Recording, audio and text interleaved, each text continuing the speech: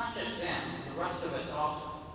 We've always been afraid of some massive change in North Korea that would start a war, to the extent that we all, South Korea, the U.S., certainly Europe, everybody has poured money into North Korea, keeping it in this terrible position it's in.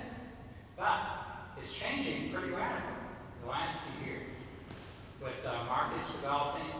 With I think Kim Jong-un has sort of what's the thing? He sort of fought off the devil with his Pyongyang.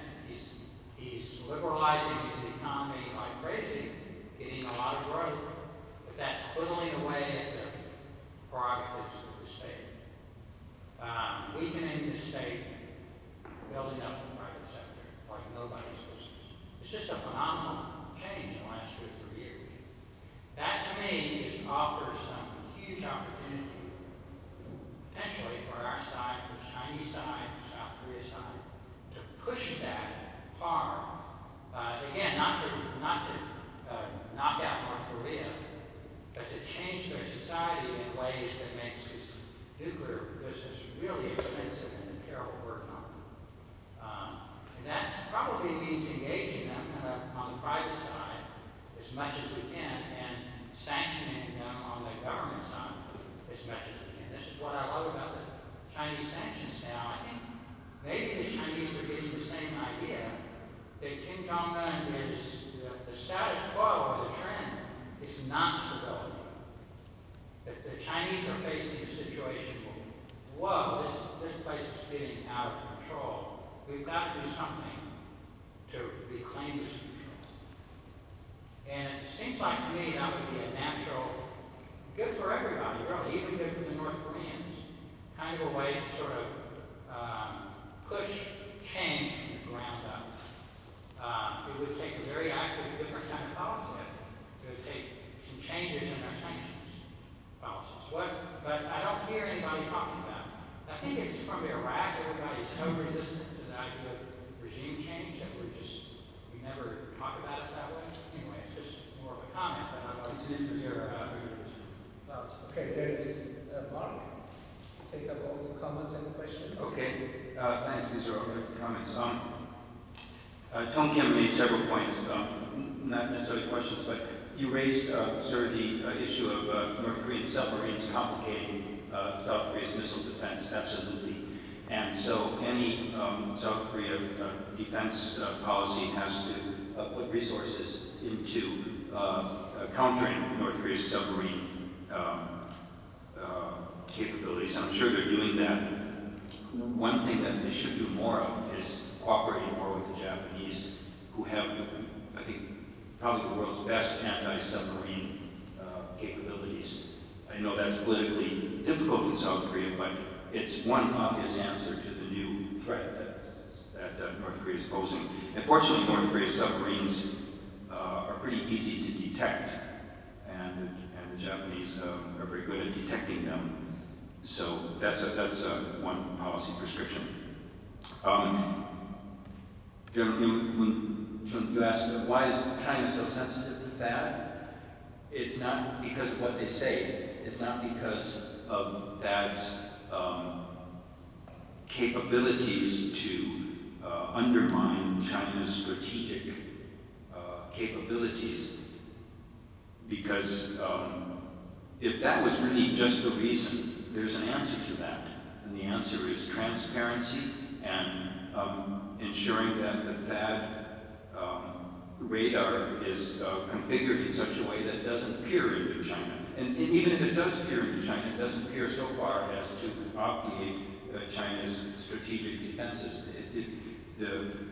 I looked at the cross-section of what THAAD can see and where China can launch its missiles in ways that avoid any detection by THAAD. So it's not that dangerous to China's security.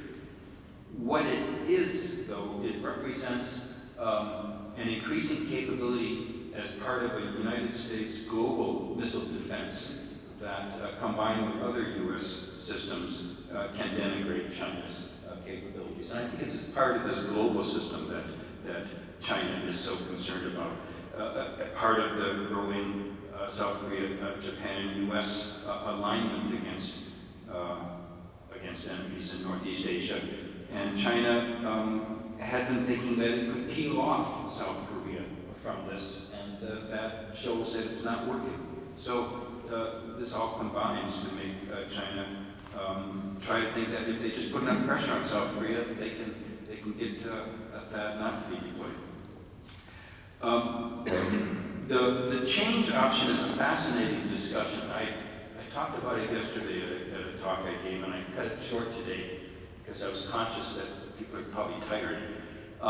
There's two change options here. You gave the kind of the liberal change option. I'm not a liberal. But, well, I'm not trying to accuse you of anything, but, you know, there is the idea that you could, from the ground up engagement with the private sector, promote market forces, and this will contribute to what is already a changing system in North Korea. But I think the one place where the logic breaks down is that, you know, you said, well, you could try to make it so that the nuclear option is so expensive. But the more the economy is growing, the nuclear option isn't more expensive. They can afford Yongjin, and they are affording it right now. So, I mean, their economy is growing, and they're moving full scale ahead on missiles and nukes, and somehow Pyongyang is priming. Who knows what the economy is doing, but all the evidence I see is that it's not in regression. So the other change option is you really ratchet up the pressure so that it does put a crimp on the economy, that they really do have to face a choice. And this was Obama's policy, and I'm sure it will be Trump's policy, of putting so much pressure on them in every way, not just sanctions, but every kind of pressure, deprive them of any access to the international economy, deprive them of remittances from workers overseas, utilizing all forms of covert interference with their system to really make them feel a pinch so that they have to make a choice. And then if they don't make a choice, all this pressure contributes to the other change option, not the one you said, but the regime change option of fostering conditions that would perhaps lead to North Korea's system breaking down and eventual reunification with the South. That probably is the only way where North Korea's dangers are going to be overcome. Although I'd kind of like to see the soft change option that you suggest. I just don't know how to get there. See, my only point to that is that the government side is weak. All the government, state enterprise, power, railroads, infrastructure is all going down. The private side is growing. That to me is a remarkable development. I can't quite prove it, but, And I think the other thing is that the whole structure of the philosophy of the state, that's all crumbling before our eyes. There's no communism. There's no. So there are vulnerabilities. How to exploit the vulnerabilities is the key. Thank you, Mark. Very fascinating discussion. Two quick questions. You indicated earlier that no matter how much pressure China puts on North Korea, they're not going to give up their programs. They just insist on perpetuating them. And yet, China apparently believes that if it puts enough pressure on North Korea, the regime will collapse. That's always the argument that we hear from Beijing, that we can't do more. We have this unique capability to pressure North Korea, but if we exercise that pressure, the regime will collapse. So apparently they believe that North Korea is susceptible to that kind of pressure. The other question is on this last point, you were discussing the peaceful evolution. What about more work by Radio Free Asia, Voice of America, and those outlets to work directly with the North Korean people to encourage them to pressure their own government, pressure from within? The second point is a no-brainer. Of course, every effort should be made to get as much information into North Korea as possible. I was really happy when BBC finally decided to go ahead with the North Korea service. I see how BBC operates in Iran, and they're much more effective in Iran than Radio Free Europe. I'm sorry to say, but the Brits know how to do it somehow better, and a lot of South Korean-based organizations also know how to do it. The first point is, I don't think there's a contradiction here, because so China doesn't want to put so much pressure that it might cause North Korea to collapse. They don't know if it will, but they just don't want to put pressure that it might cause it to collapse, right? So they're working on percentages. They're thinking that, yeah, even if there's a 20%, even if there's a 10% possibility that the pressure will cause a collapse, they don't want to put that much pressure. And I'm saying, I don't think there's even a 90% possibility that Chinese pressure will cause North Korea to give up its missile and nuclear system. So it's those percentages where I think that's why what I say isn't contradictory. But maybe the percentages are wrong, and I'm wrong. Doesn't that imply that the North Koreans are suicidal? They don't want their regime to collapse. If they were given a choice of an ultimatum from China, they must comply with reduction of their freeze of the program and then rolling it back. China feels we can't do that because the regime might collapse. Don't the North Koreans worry about the regime collapsing? I would think they would. You think that North Koreans would worry more about it than the Chinese would? I get the point. But the North Koreans.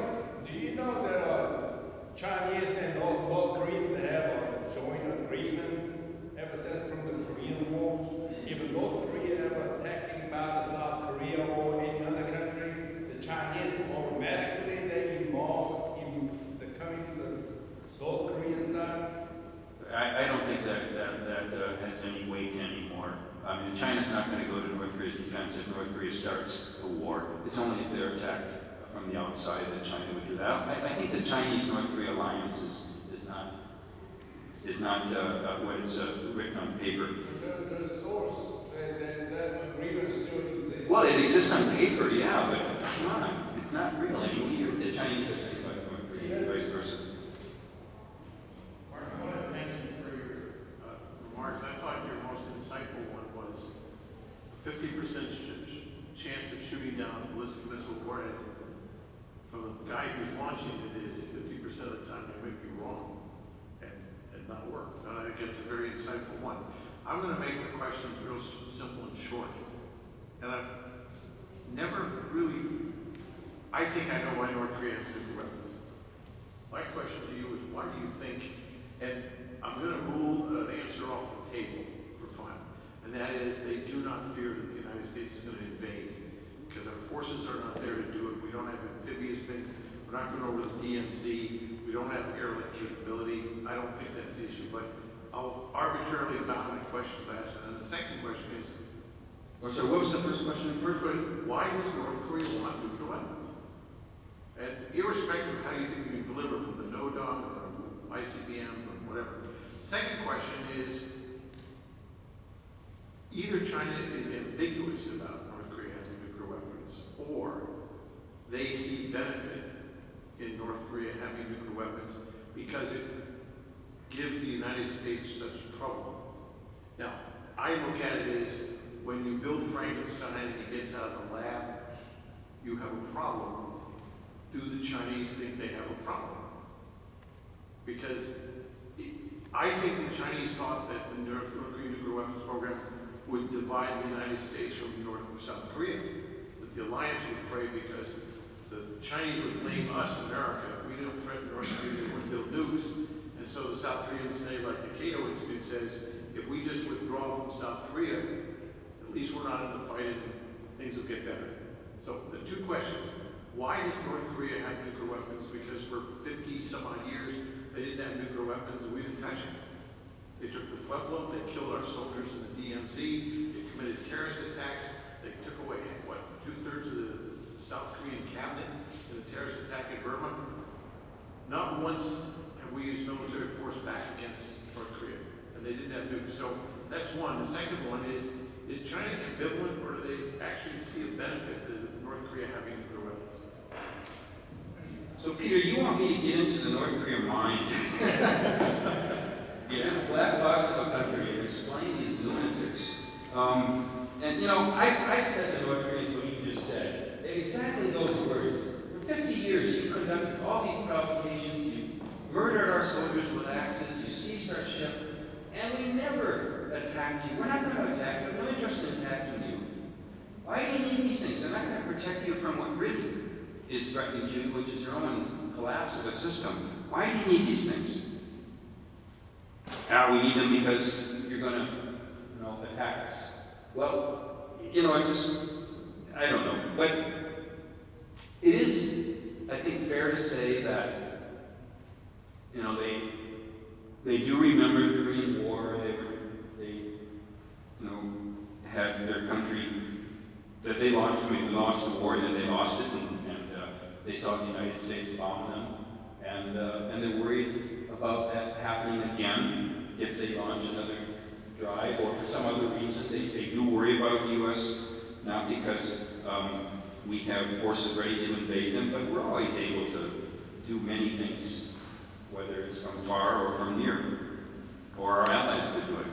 And then more recently, they saw that the United States attacked Saddam Hussein, and Who attacked us first? yeah, I mean, I don't think their logic holds up at all, because you know, they think, well, because he didn't have nuclear weapons, we attacked him, and we didn't attack countries that had nuclear weapons. I don't think that holds up at all, but you know, they say it all the time.